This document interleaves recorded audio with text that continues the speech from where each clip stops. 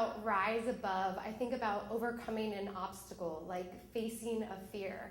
And I've learned two things about fear and how they relate to time. And the first is that over time, a fear can diminish or even disappear. And the other is that if you don't deal with it, a fear can become a phobia. And I experienced both of these scenarios after an incident that happened to me when I was 18. I was doing a short-term missions trip to Birmingham, Alabama. My team and I were living in a low-income housing community. We were volunteering at a local church, and we were running an after-school program. And one night, in the middle of the night, we were abruptly awoken by our team leader. She knocked on our bedroom doors, and she said, "Somebody needs to take me to the hospital. I was shot." And I remember opening my bedroom door, and she's standing there in front of me. She lifts up her shirt, and I'm showing me the gunshot wound. And I am trying to comprehend what I am seeing and what happened. And in short, she was coming home late at night by herself, and two men approached her trying to steal our van.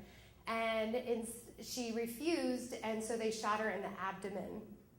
And fortunately, it missed all vital organs, and she was able to recover. And while I wasn't physically injured by this incident, I too had to recover because I developed a fear of the dark. And even after I moved back to Lancaster, at night I became anxious, and anytime I returned home from somewhere, I would run as fast as I could from my car to my house. But after time, this fear diminished to the point where it's no longer an issue.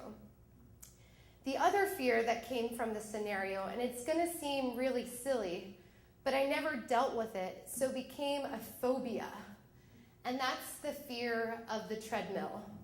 Now, you're probably wondering how they're related, but after our team leader was shot, it was recommended that we go to the gym for the day and work out to relieve our stress.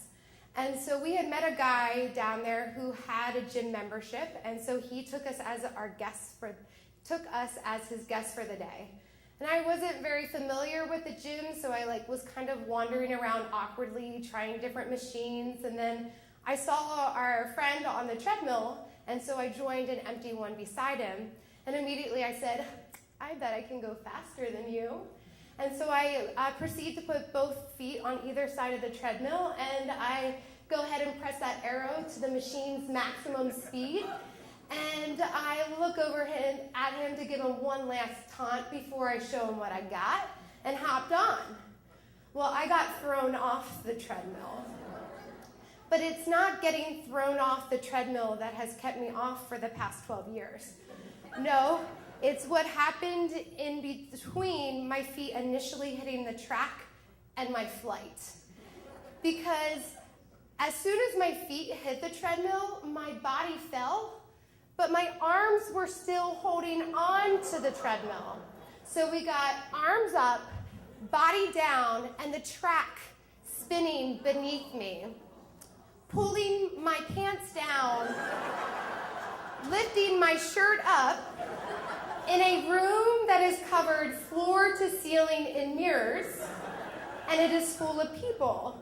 And I am desperately clinging to this treadmill. One hand is holding onto the treadmill, and the other is spastically trying to hit the stop button. And then that's when I realized my friend is saying, "Let go, let go." So I let go, and I'm thrown, and I land on my back, where I have the perfect view of the second floor balcony, where my teammates are standing there staring down at me, mouths open in disbelief. Yeah, that's what always runs through my head when people say, "Just get on the treadmill." And that's what was running through my head this morning when I finally decided it was time to face my fear. So heart pounding, palms sweaty this morning, I got on that treadmill slowly but surely. And as I was going from a walk to a slow jog to a run, I made a commitment to myself that from this day forward, I will try my best to rise above my fears one step at a time.